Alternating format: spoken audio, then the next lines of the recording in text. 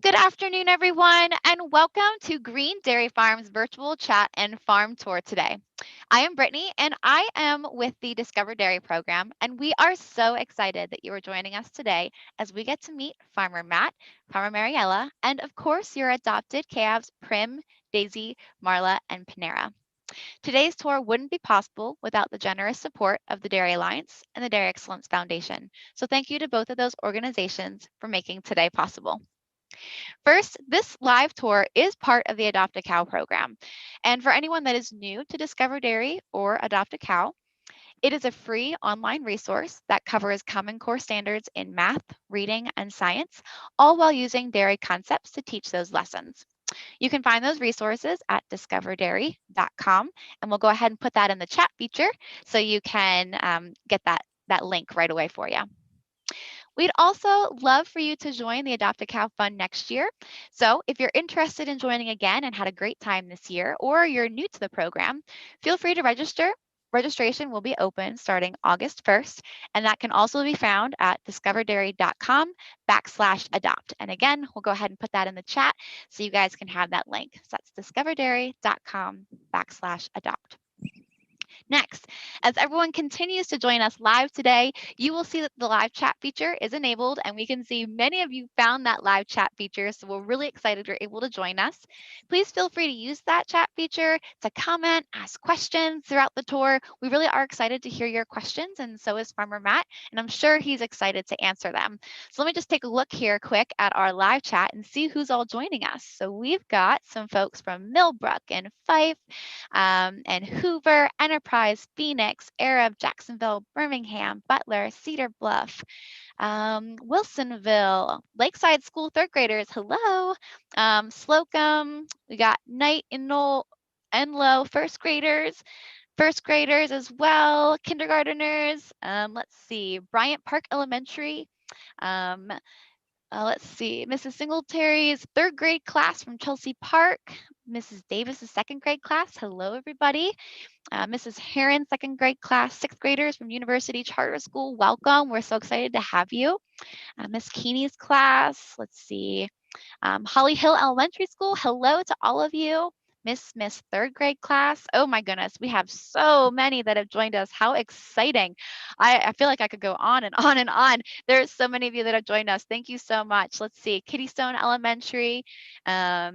And we'll do one more here. Let's see, Mrs. Jordan's first graders and Helena. Thank you so much to all of you joining us today. We are really excited to have you on board, and we're excited for you to get to meet Farmer Matt and Green Dairy Farm. So without further ado, I am pleased to introduce you to Farmer Matt and Farmer Mariella in Alabama at Green Dairy Farm. Hey, Farmer Matt. Hey, Farmer Mariella. How are you guys doing today? We're doing great. Good. How are you, Brittany? Oh, not too bad. I don't know about you, and I'm sure everyone else is too, but we are really excited to get to see your farm and get to hear all about you guys. So I'll let you take it away. Thank you. So thank you so much, kids, for coming today. I'm Farmer Matt, and this is Farmer Mariella. She's my daughter, and we've been looking forward for you guys to see these calves and do this chat with us for a long time. So, and of course, it comes time to be doing everything, and where are all the calves? They're taking a nap. Look at that. So, but that's okay, because we have something that they love a lot, right, Mariella? Yep. Okay, I'm gonna give them a little bit of corn. Okay. Okay. All right.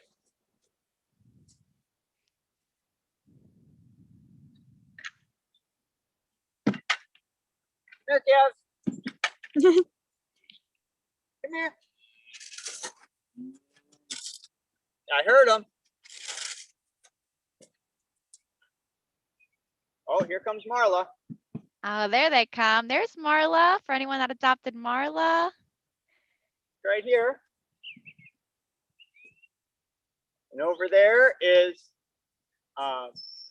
Prim standing up. She's ready to wake up now.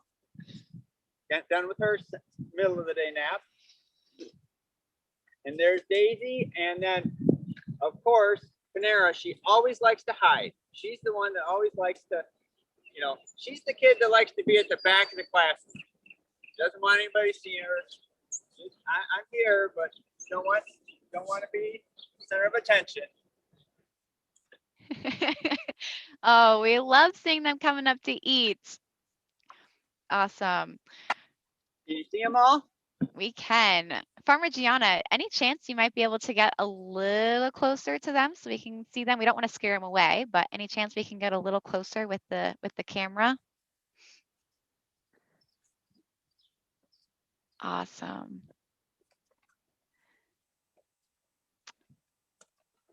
Oh my There's goodness. Prim. Look at her. Look how big she's gotten. They're right around between 300, 350 pounds a piece now. And you can see they're not very polite. They pretty much just shove each other around and push each other around, you know, kind of like kids waiting in line. You know, don't always follow the rules. So Oh okay, my so goodness.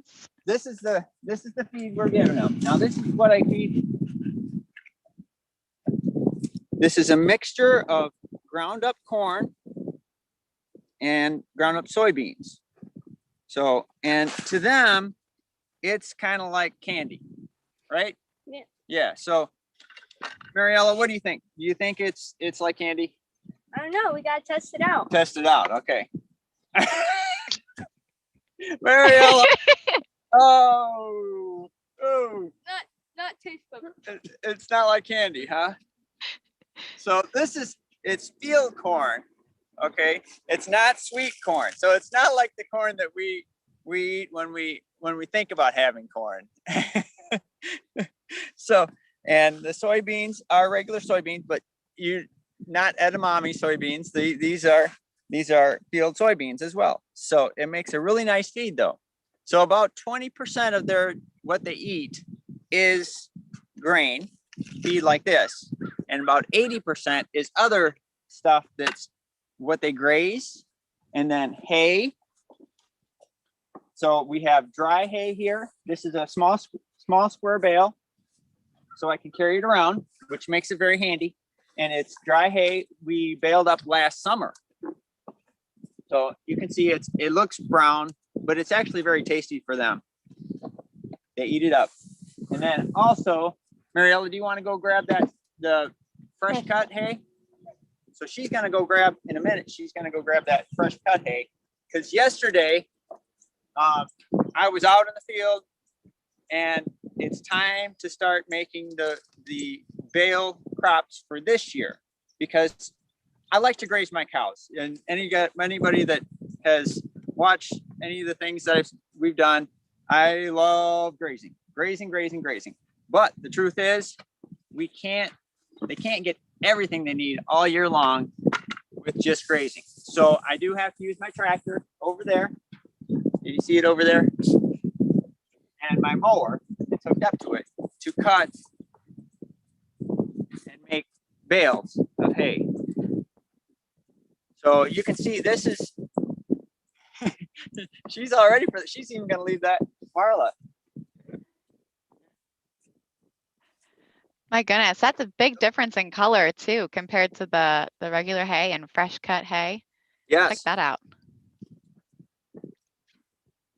They seem to And like both though.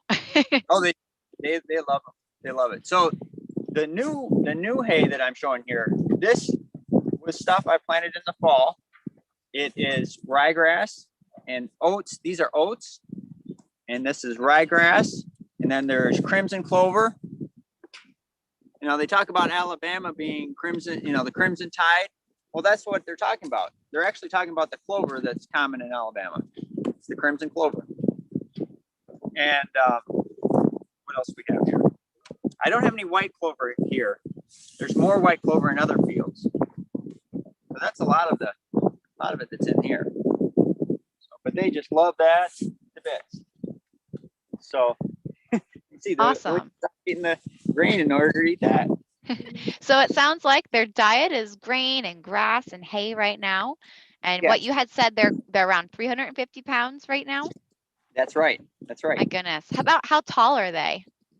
They are right at about like 40 inches or so, 40 inches tall, something like that. So They're getting big. you can see they're pretty consistent. Pretty consistent. So Do you mind just pointing out while they're all standing there which one is which one more time for everybody? yes. Here's Daisy. She's just backing up. Okay. And Panera right there. She's the shy one. You can see right there. There's Prim. See Prim? And over here is Marla. We've got a couple friends here too that they weren't part of the program, but they're special to us. This one's name is Bubba, and that one's name is Swallow. And we'll talk about them in a little bit too. So awesome. Thank you, Farmer Matt. Oh my goodness. Well, we'll let them chow down here a little bit and get a midday snack. And I'd love to hear a little bit about kind of the pasture they're in. And I think we're going to talk about the fence and everything. So I'll let you go ahead and talk about that a little bit. yes, so since we're all about grazing here, it's really important that the cows stay where they're supposed to be. So fencing is a big deal. So this is a special pasture for us where we have them right now because it's kind of a training pasture. So what we have when we walk over here, oh, I forgot. I had a riddle. I forgot my riddle. Mariella, what's my riddle? Mariella's got a riddle. So what goes around a farm but has no legs and doesn't move? What goes around a farm, has no legs, and doesn't move? How does it go around a farm? I don't know. What is it? It is a fence. Oh, I should have known that. We have a fence all the way around our farm and it never moves. It's always here. So, No legs. and no legs. So there's two parts to this. This fence right here that we have for these calves is kind of a training fence because it has two parts. There's this part is called barbed wire. And you can see all along the wire, it has two strands that are interwoven. And then every so often it has these two pieces like this that have these little points that stick out. There's not just two pieces. There's actually four. That's right. It's a 4-part, isn't it? Mm-hmm. So why that's important is when the cows come up and want to push against the fence, those poke against them to try to keep them in. So no fence will actually stop a cow. If she absolutely wants to go through a fence, there is hardly any fence in the world that will completely stop a cow. But it's just a training. It encourages them. So in addition to the barbed wire, we have this part. It's already off, Mariella. So we have this part. Yes, this is the electric fence. Okay, so electric fence, it's not like it's plugged in directly to an outlet. How it works is it's a series of small charges that goes in a sequence like this, kind of like a metronome or something like that. And what it does is it's just a little bit of electricity that you'll feel, kind of like what did you say, Mariella, when you ride down a plastic slide uh-huh and then you go and you touch something like something metal. Something or someone? Yeah. Okay, then that you get that little shock. Yeah, or if you touch someone, they usually get the shock. Sure. So that's kind of it's a little bit more stronger than that, but it's basically works like that. That it's just there to make sure they stay inside the fence because we got to keep the calves safe. We got to keep all the cows safe.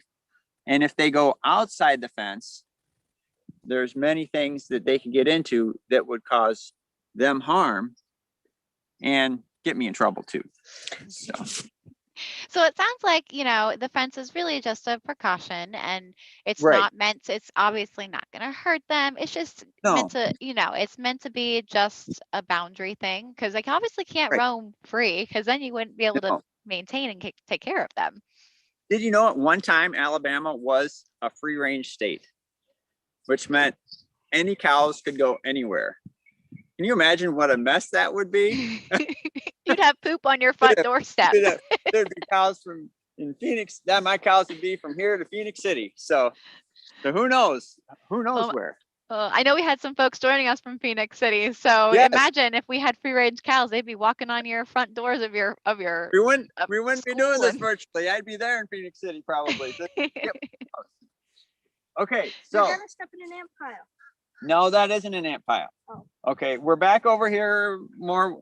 So out here we have, okay, so really on the farm, there's three things. There's the 3 M's, and it's not Matt and Mariella. Wait, what's the third one? Money. No, milk, meat, and manure.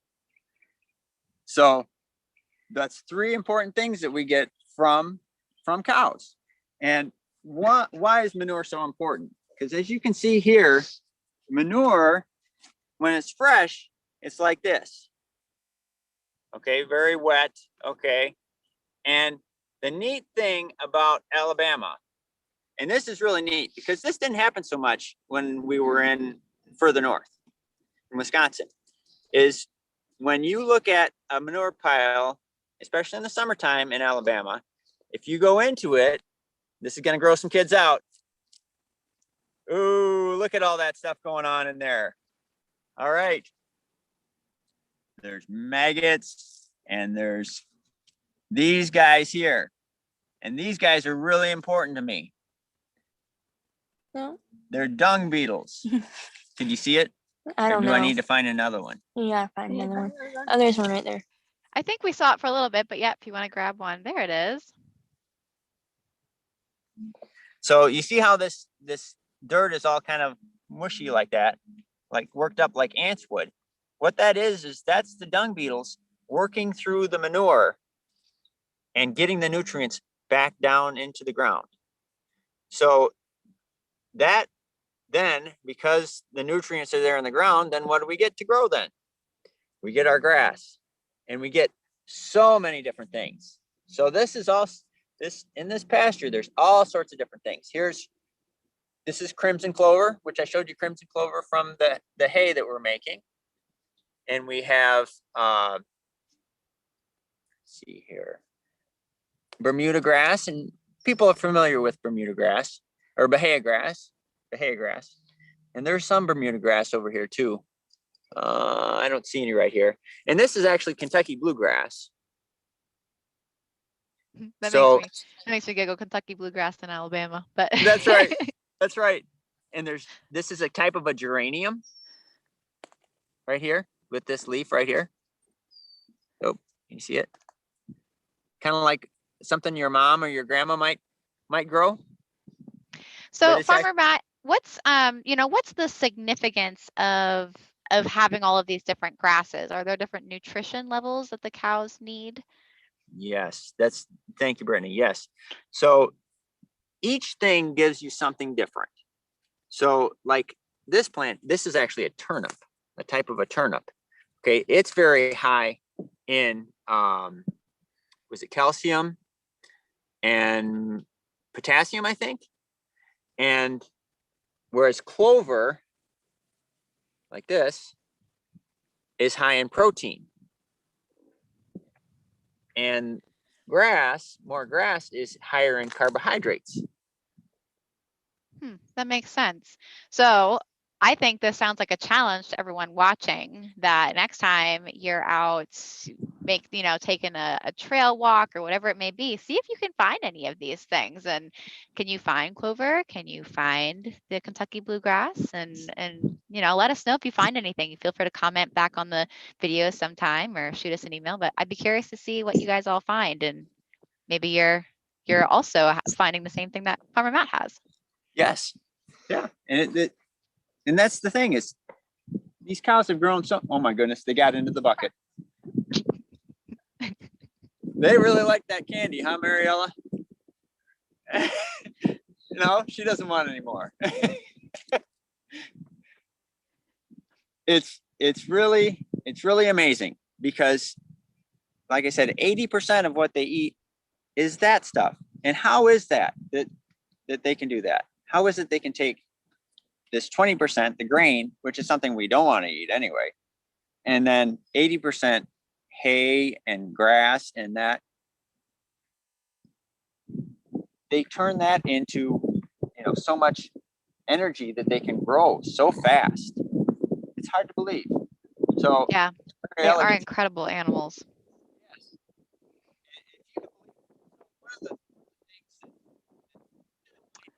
Farmer Matt, we're having a hard time hearing you. Farmer Gianna, just maybe you have your hand over the mic. Just be careful. Okay, is this better? Yeah, we can hear you. You're good. You can back up a little bit. That should be good. Back up a little bit. Okay, talk a little bit louder.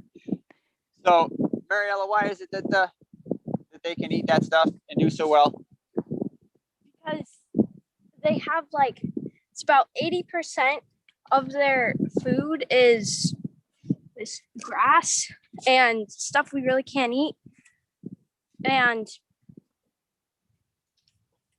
40% is grain, and we can eat that grain, like when you have bread, or cereal, or you make a taco. But when they eat that, how is it that they turn that stuff into? You remember, Gianna? What is it? It's the 4-part stomach. The 4-part stomach. Right. There we go. Now we remembered. So they actually, and our stomach has 1 part, but all cows and goats and those things, they have a 4-part stomach.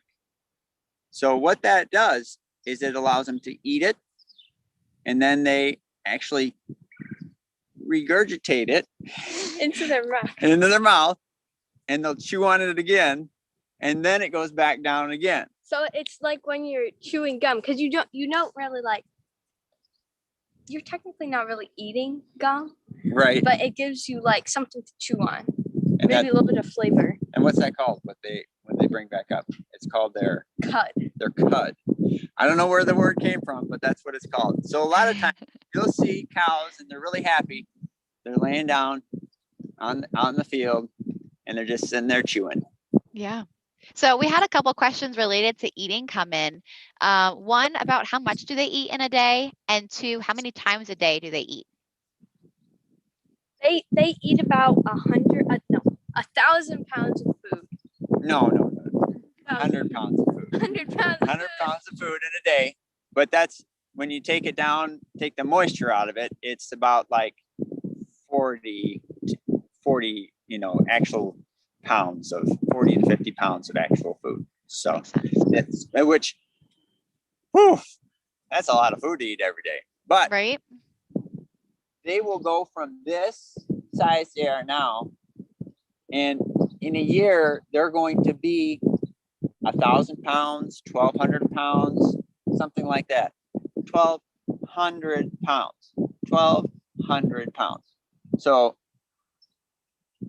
it's fantastic. It's fantastic that they can do that. That's about 10 grown men. Right. Well, at least men like me anyway. So it's crazy fast that they grow.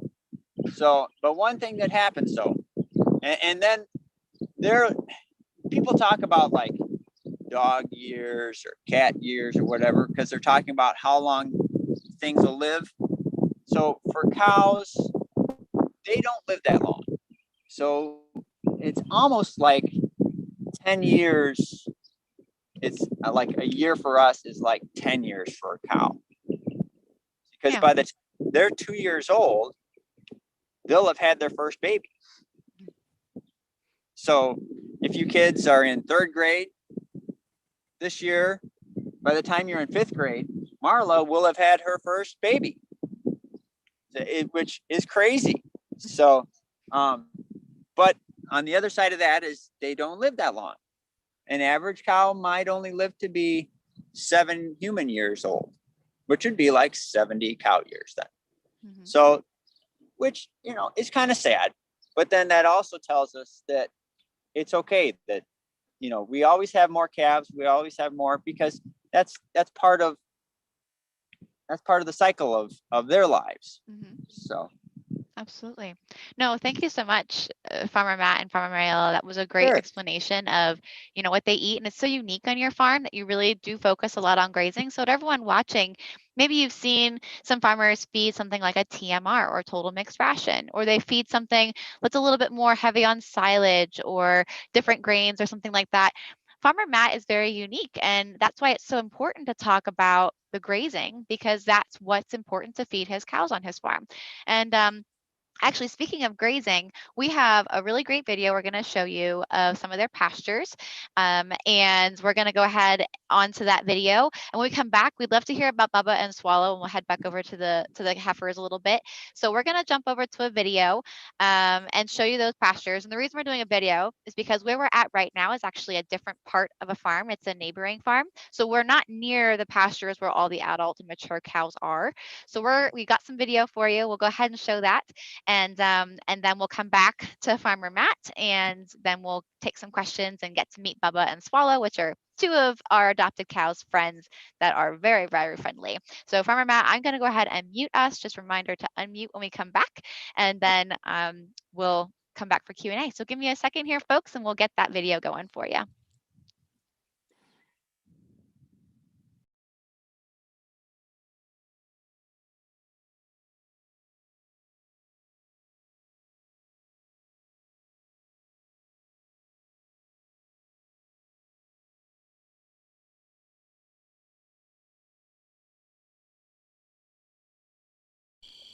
This is the pasture the cows like best. It's the Clover pasture.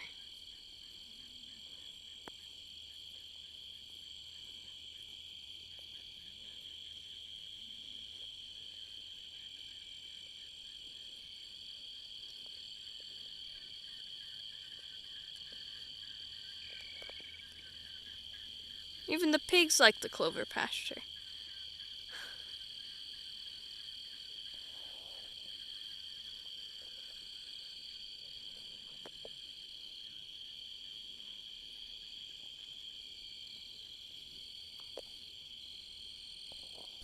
Also in the Clover pasture, we have honeybees. We're heading to Farmer Matt next to talk about the bees and the tadpoles.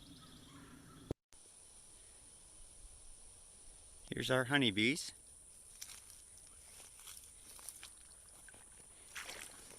Bright sunny day today, and they're all out.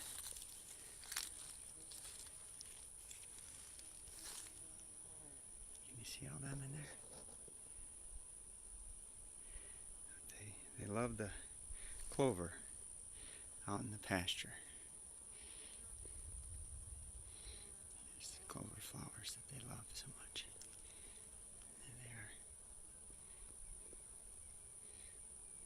It's really nice honey.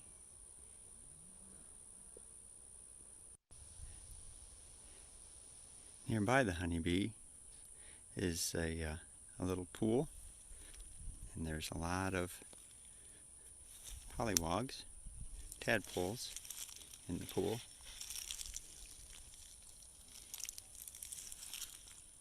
Can you see them swimming around in there?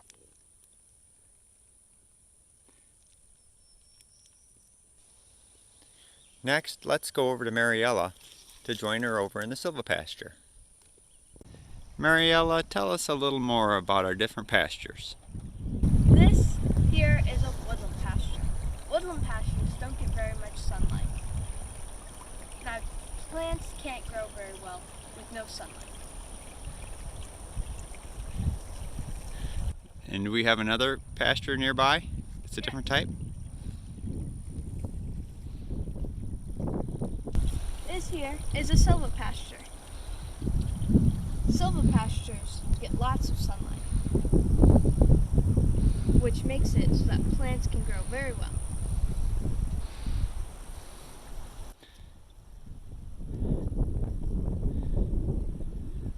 Which do you think the cows like more? They like the silvopastures more. Oh, is that some up there? Yep, there's the cows.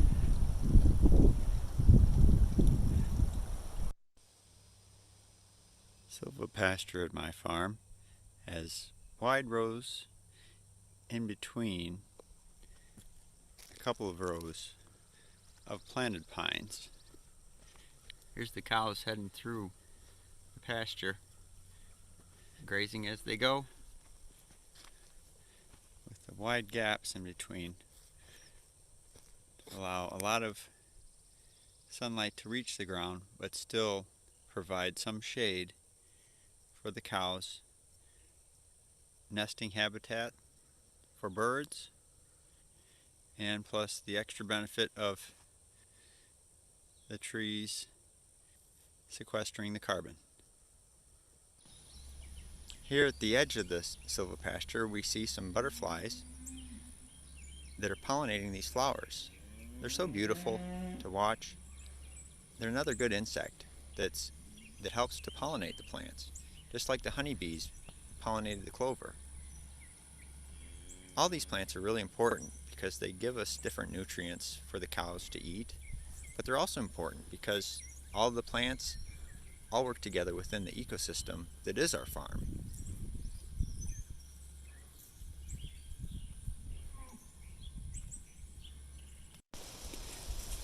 We're at Bradley Farms.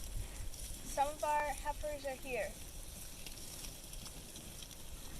They're eating oats, clover, and rye.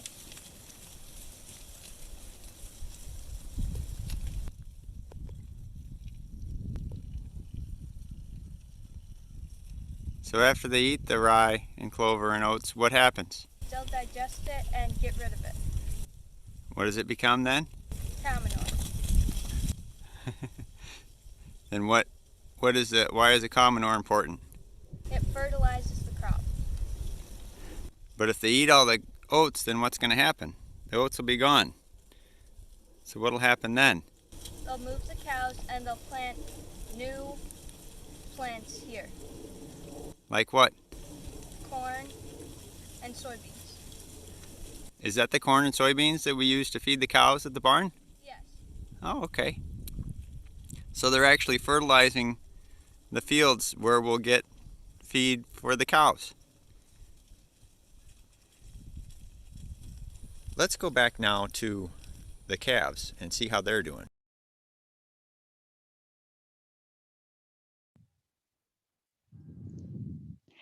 Okay, so I hope you learned a little bit about the pastures that Farmer Matt and Farmer Mariella and the family take care of.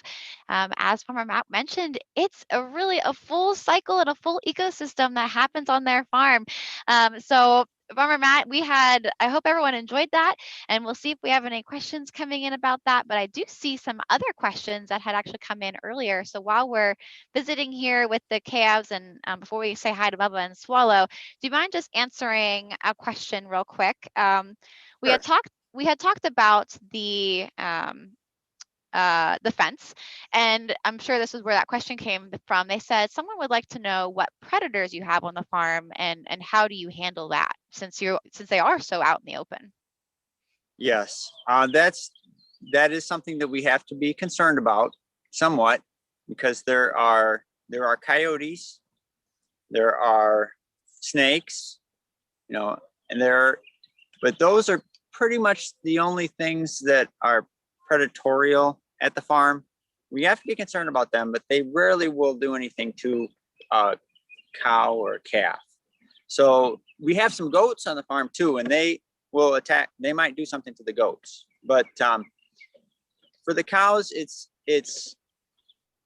they're so big, and since they act in a herd, and this kind of helps me explain something a little bit too, why I like having the calves with the cows, because having the calves with the cows makes it more of a herd.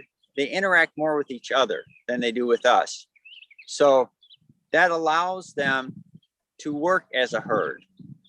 And when they do that, what herds, I've actually experienced it and seen it happen, where the cows working in a herd will surround a coyote and kill it. So even though it's a predator, they have their own instinct of how they can be. And that's one thing too with, like, I don't know if you guys had saw we given a video that one of the bulls, and how aggressive the bull can be.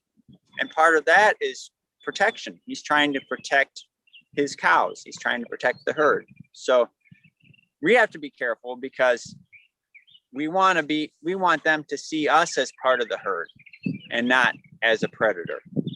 So that's part of the reason why we try to interact so closely with them. And that's kind of why it's different with people that's having dairy cows versus like beef cows. Because since we interact with our dairy cows so much every day, it's important that they see us as a part of the herd rather than as a predator. I don't know if that answered the question. Yeah, absolutely. I think that's a good segue into Marla, into Bubba and Swallow too, if you want to go ahead and show them. Yeah, so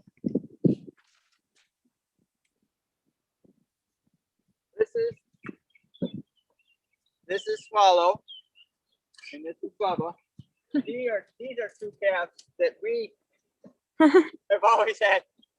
They've always been a lot of fun to play. To follow. They would follow us around as calves, and they really liked the bottle.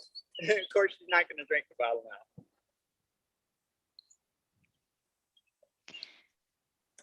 But I know, so you talked about how, they were bottle babies versus how the rest of the adopted calves were with their mamas. So explain, a little bit of the difference of what makes that unique.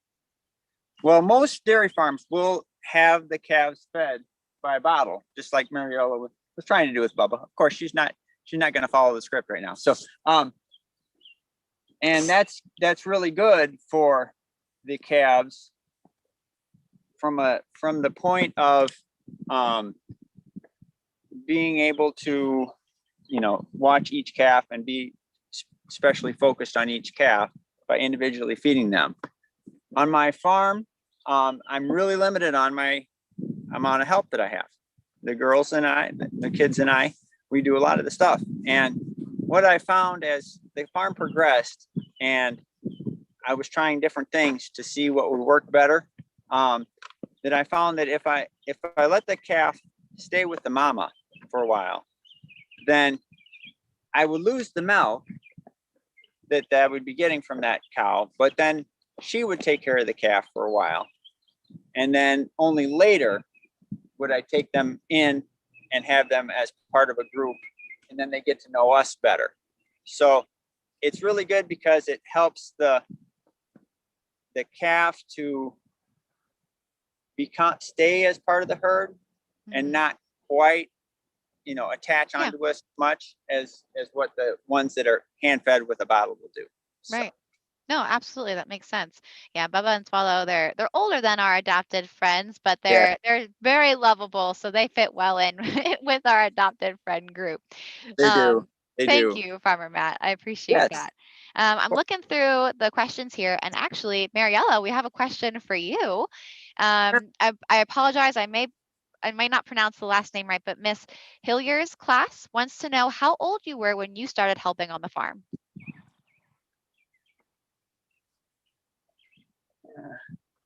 Two. I don't know. You don't remember a time when you weren't helping on the farm, right? That's kind of how it is when you grow up on the farm, right? Yeah. They're asking you though. You need to answer. What's the first thing you remember about? Building the barn. Building the barn. Yes, right. Okay. And that's okay. So that kind of helps us go into a little bit. So what is the history of us here? So obviously I don't sound like I should be from Alabama, right? I've got the wrong dialect altogether. But what happened was we moved here 6 years ago. And why did we move here? That's usually the question that people ask. Why in the world would you move to Alabama? It doesn't snow very much in the winter. Right. It snows,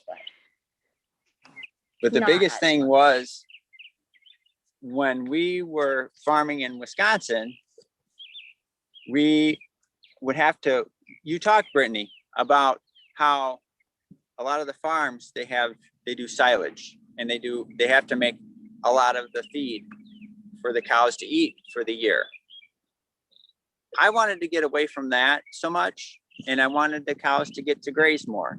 And the nice thing with being in Alabama is there's only about 3 months out of the year that 2 or 3 months that they can't really graze. Whereas when I grew up in Illinois, and then when we moved to Wisconsin, when I was later in life, about half of the year you could kind of graze, half the year you could graze, and then the other half of the year you had to have feed that was stored.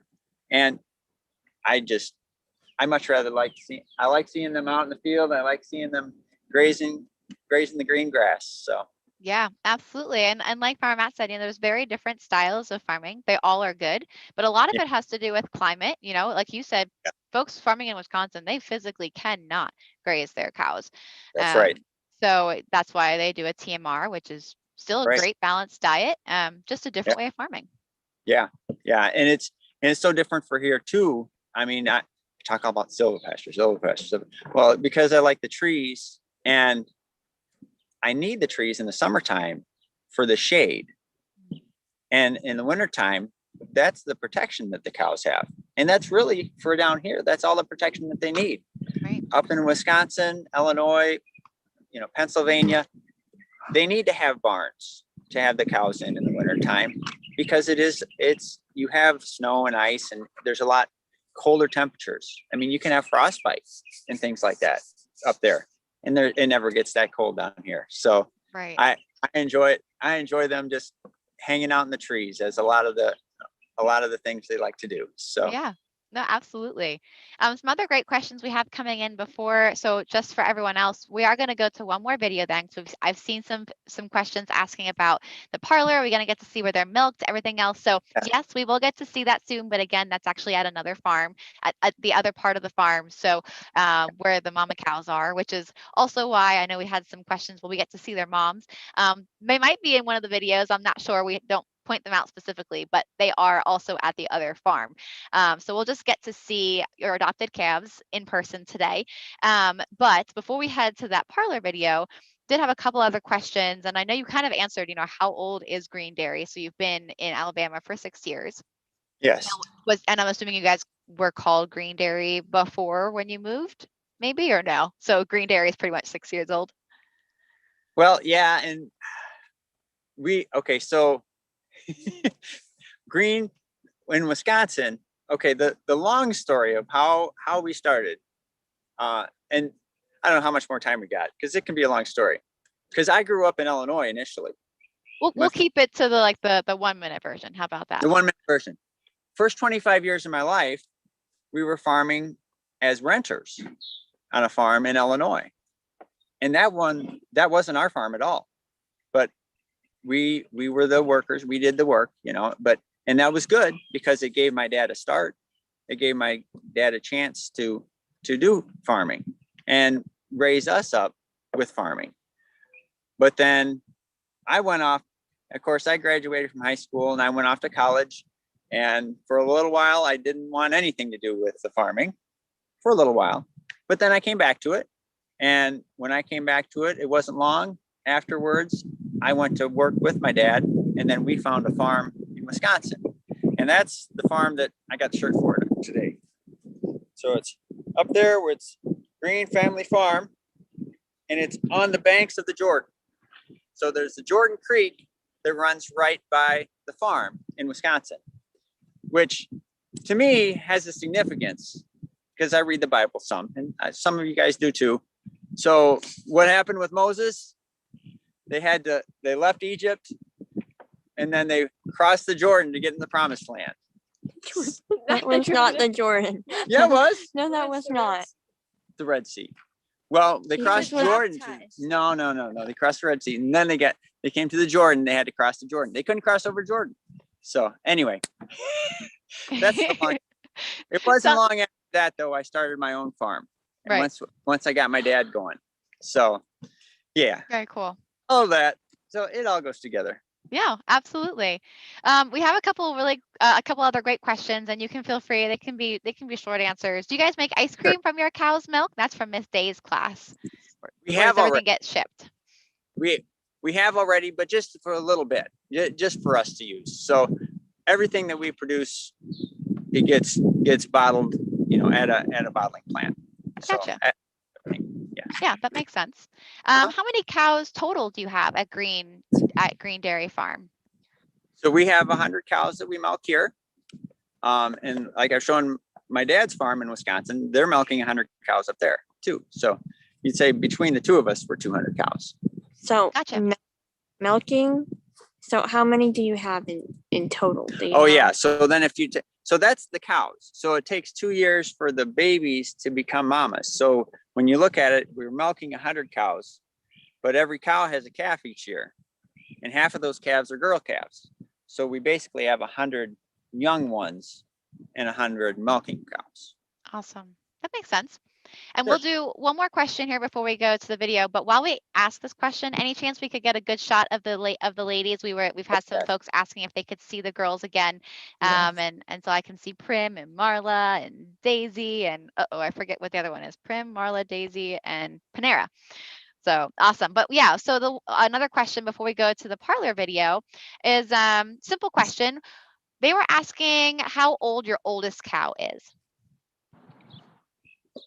Our oldest cow right now is 10 years old.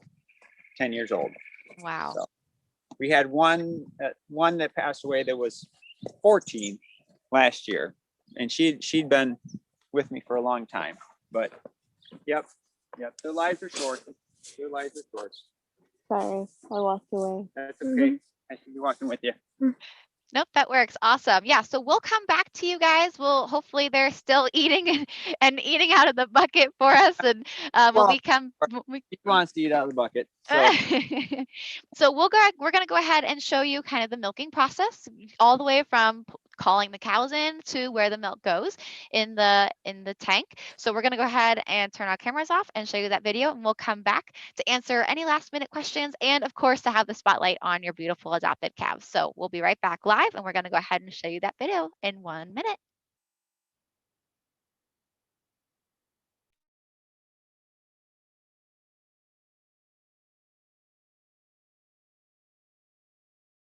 come on! Come on! They're coming. They're running. Come on! Come on! Come on! Come on! Come on! Come on!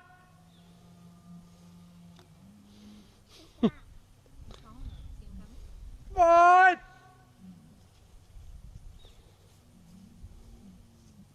Come on!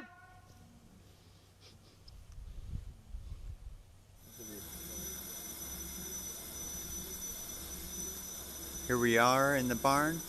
This is in the holding area.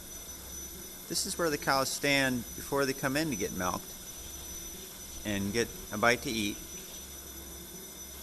It's kind of like when you're getting ready to eat your lunch, how you'll stand in line in the cafeteria.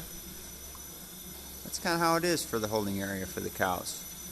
They're all ready to come in and get milked and get a little bite to eat. I'm feeding the cows. They come in to get milked. This is their grain, which is the corn and soybeans. And they love it a lot.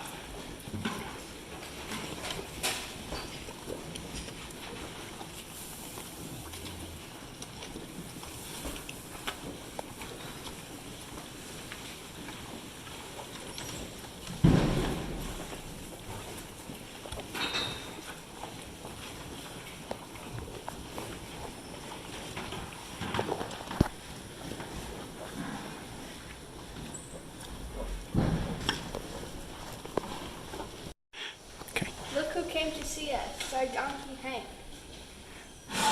Hi, Hank.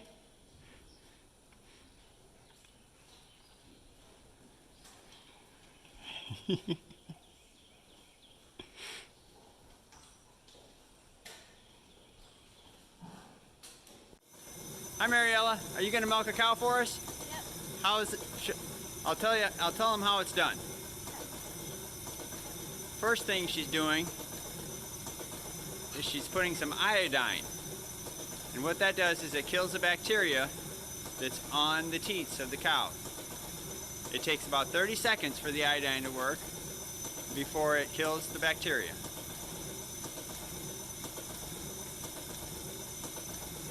Okay, so now that that's worked, now she's gonna wipe off the iodine. Move the tail out of the way, Mariella. There you go. Okay.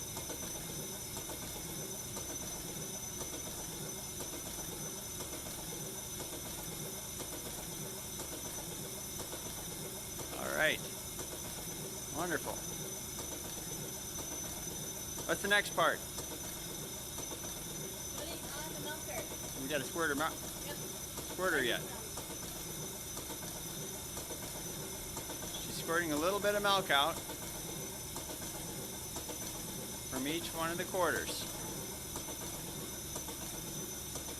You see the milk coming? Okay. What's the next part? Put on the milker.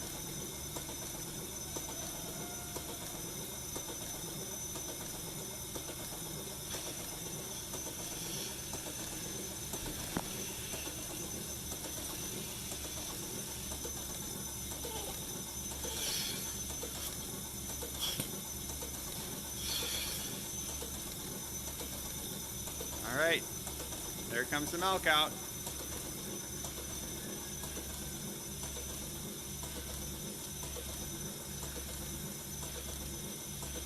There it goes. All right, now it goes in this hose.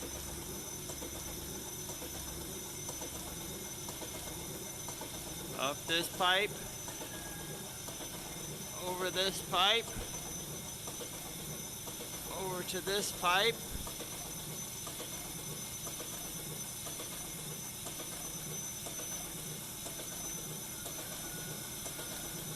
And then it'll be coming down into here.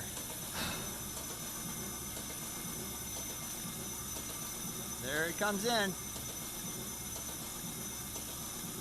There's the milk coming in. Look at all the milk that cow made.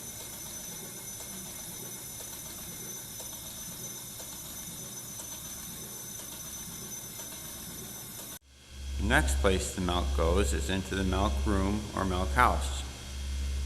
And here's where we have the cooler. First, the milk goes through the plate cooler up here, which and follows along in that pipe, the upper pipe, travels along the corner of the room, then over into the big cooler tank.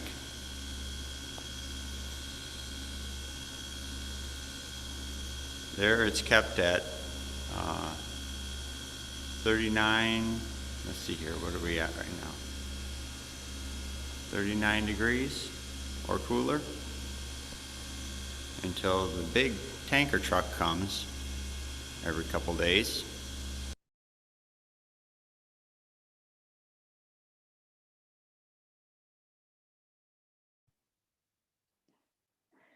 Awesome. So hopefully that helped answer any of your questions that you guys had about the parlor and the milking process. But I do see some great questions. We're still coming in from that. So Farmer Matt and Farmer Mariella, we've got some good questions based off of the parlor video. So first, how many times do you milk your cows a day? We milk our cows twice a day. Awesome. And it's about what, a 3 to 5 to 7 minute process, and then they're all done, right? That's right. That's right. That when you saw Mariella putting the milker on, it's only about another 7 minutes, and then we take the milker back off again. Yep. Yeah. So really, probably about 90% of their day, they get to just relax in the field. Yeah. It really is kind of, like going to the cafeteria. They stand a little bit waiting, then they come in, get something to eat. It's pretty much just the time that they're standing there to eat their grain is when I'm milking them. And then they're pretty much then right back out to the pasture again. So Yeah. Absolutely. We have a funny one for us here. Mrs. Burrell's class and students want to know if you ever ride cows. Well, No. Mariella could probably go over and get on. We're not going to do No. it right now because we don't want to scare everybody else away. But she could hop on Bubba's back, I'm sure, right now. But that's one of those things that, yeah, people will talk about tipping cows or something like that. No, you don't want to do that. No, not very good. No, absolutely. Horses, ride the horses. Leave the cows to do what cows do. So. Yep, absolutely. Let's see. We've got another great question. Do they play like other animals, like other young animals? Do you find them that they play or do anything? And how do you know if they're playing? You know, what does a cow playing look like? So, oh my goodness. Well, did you see Swallow right there? That's cows playing. Did you see her? She just bucked Mariella. So they're pretty mean to each other. They're not really very nice and playful like we would want to play. They pretty much, they have their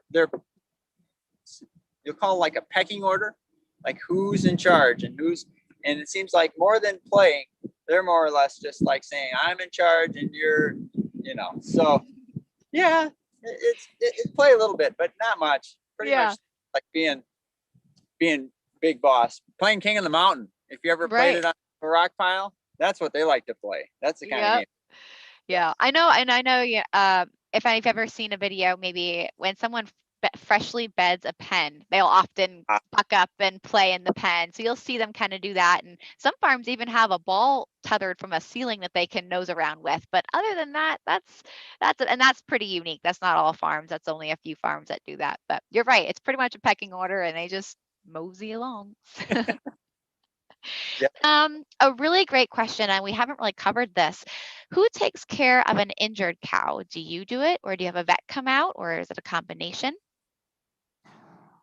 I'll do the first things if there's something that needs to be done. But typically I use the Auburn vet school to do my veterinary work, and they do. Dr. Stockler does a lot of it.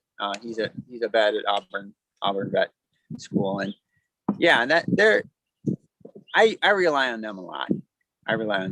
Because the veterinarian is trained to do it. And part of that, the nice thing with working with Auburn is many times he'll have students with him that are veterinary students. So it's really good opportunity for them to learn what they need to do on a dairy farm, because there's not very many dairy farms in Alabama. So it's this is a good opportunity for them. Yeah, absolutely. So it sounds like it's a mixture of both, and you guys both do what you can to just keep them happy and healthy as best you can. You really try to do as minimal as possible with them, unless of course they're sick or injured. But yeah. This is a good question. Where did you get your cows? How did you start your farm with cows? Okay, yes. So the farm here, we brought the cows down from Wisconsin because I'm sure you've seen the things that I've got flecky cows. They don't look like the other dairy cows and things like that. And I did that because they are very well adapted to grazing. So yeah, we brought them down on big semi trucks and brought them down here with us. So cool. So they went on a road trip with you. They did. That's awesome. Let's see. Are cows easy to take care of? I would say overall, yes, they are. Overall, because they just want something to eat. The one thing that we have people that'll buy calves and raise them up, to become mature. Usually the bull calves, the boys. The one thing that people don't realize is how much land it takes to really raise a calf up, or raise a cow. I have to have at least 3 acres for every cow in order to have enough for them to eat with the grazing. And even that is still not quite enough. That's why I still have to have the bales of baleage and bales of hay and silage. Right. I don't do silage, but bales of hay. Right. So yeah. Yeah. That's the thing that's a lot of times it's a learning curve for many people. That it really takes a lot. You can't do it in your backyard. You got to have quite a, acres. Right. To be able to raise them. Absolutely. Farmer Matt, this is a question for you. Do you have a favorite calf? Oh yeah. Bubba. Bubba's our favorite. She's right here. She is our favorite. The Swallow too, because they were so tame when they were first born and little. I had a hutch, a calf pen for them to be in, but we never would even have to tie them in. They would just hang out at the barn and come in and see us and all that kind of stuff. So, but of course they're getting bigger now, and I've got to be careful, because just like you saw with Swallow, because they can really hurt you when they get bigger. So.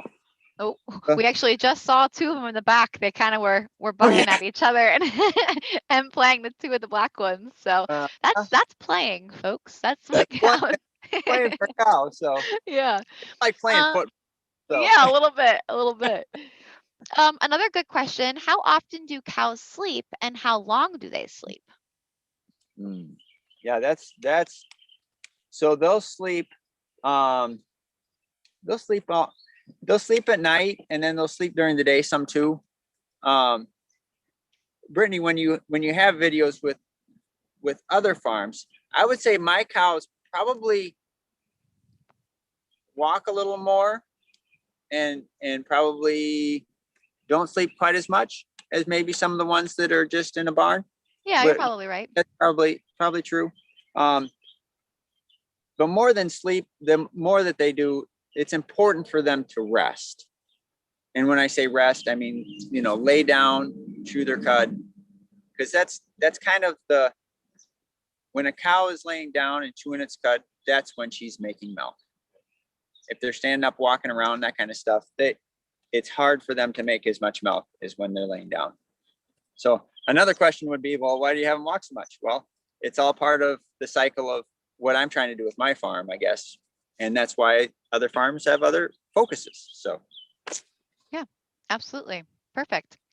Let's see. We really have a lot of great questions. So thank you everyone for sending those good questions. We are going to wrap up here with with the last few questions before we sign off.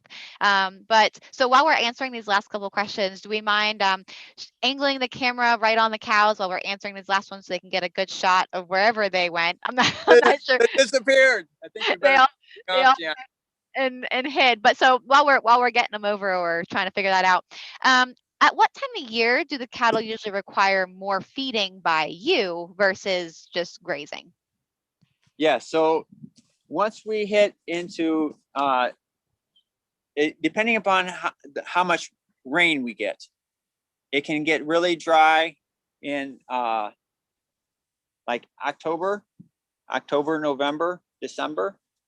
Can get dry then, and it'll be too cold in November, December, January. So that's the 2 parts of Alabama that I've learned in my 6 years. Part of it's moisture, part of it's the temperature, and you got to have enough good the right warmth and the right moisture. So right, absolutely. This is an interesting question, so thanks for asking it. Do cows try to bite each other at all? Like you kind of were talking about a pecking order. Have you ever seen a cow bite? And actually, it brings up a good point. Do cows lose teeth? Oh, yes. Cows, you'll find a tooth every once in a while, but it's usually a molar tooth. It's in the back. When I'm feeding the cows in the barn, you don't find it out in the pasture so much as you do when I'm feeding them in the barn, when they milk. So when they get milk, so they'll lose their molars. Now, interestingly enough, so the cows have molars on the top and bottom in the back. Okay, but in the front, they only have teeth on the bottom. They don't have teeth on the top. So I didn't know if kids knew that or not, but yeah, I don't know. Fun fact. yeah. All right. And it looks like we've got one more question here. And this is actually just kind of a generalized question. You know, obviously with COVID, people haven't been able to go anywhere or take field trips or do anything. Do you guys do any kind of field trips, you know, once things are up and running again? Is that something you do at all? So we did I've done a field trip for the school where Gianna and Mariella go to school. I haven't done many more than that. But we probably will in the future. We're really I'm really just getting started. if you understand. And that's one thing that I'm really a working farm. It's a little bit different here than, I mean, it's not so much like at a petting zoo or something like that, where you can have a lot of time for that. I have to focus on taking care of the cows, and it's tough to do very many field trips with that. So Right. I'd like to, but it's tough. Absolutely. So that's where this is great. This is great, Brittany, being part of this program and getting to come to all you kids, and you kids get to see the cows, see the calves, see the pastures. Yeah. So Absolutely. wonderful. Thank you, Farmer Matt, and thank you, Farmer Mariella. This was really a lot of fun. And truly, thank you for sharing your farm with us. We're getting ready to wrap up here, and it's really neat to see how your farm interacts with the environment, interacts with the economy and the community, and just every bit of it, and really the full circle of life on your farm. I mean, from poop to growing the grain and everything to them eating it, and it just goes full circle on your farm. So if you're studying the cycle of life, or just the rotation of nutrition, Farmer Matt's farm is the perfect example of that. So thank you very much for sharing that with us. It's really been a lot of fun. And Farmer Mariella, you're very knowledgeable. Thank you for sharing with us and everything you've done. And I know Farmer Gianna, you're in the background helping with the camera. So thank you for that as well. You did a wonderful job. And truly, this is a family affair for you guys. They're just like any other family. They just happen to have a couple more pets than anybody else.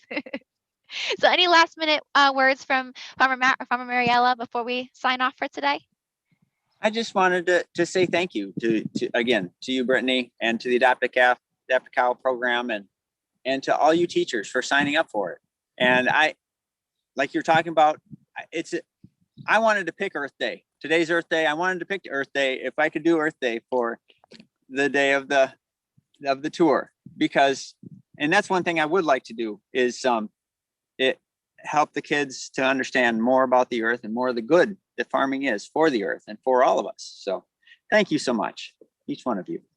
Absolutely. Thank you, Farmer Matt. And we've got a bunch of people saying, thank you, wonderful information. Thanks for taking the time. We love our cow Marla, and just everyone's just sharing the love. So thank you for sharing your animals with us. This has been a lot of fun. This will be recorded and it'll be on YouTube. So anyone can come back and watch this video again. You can come and repeat, watch all the parts of your adopted calf if you'd like, and see them as much as you want. And again, thank you. This was a wonderful visit, and we will be signing off now. So take care, everyone. Bye-bye.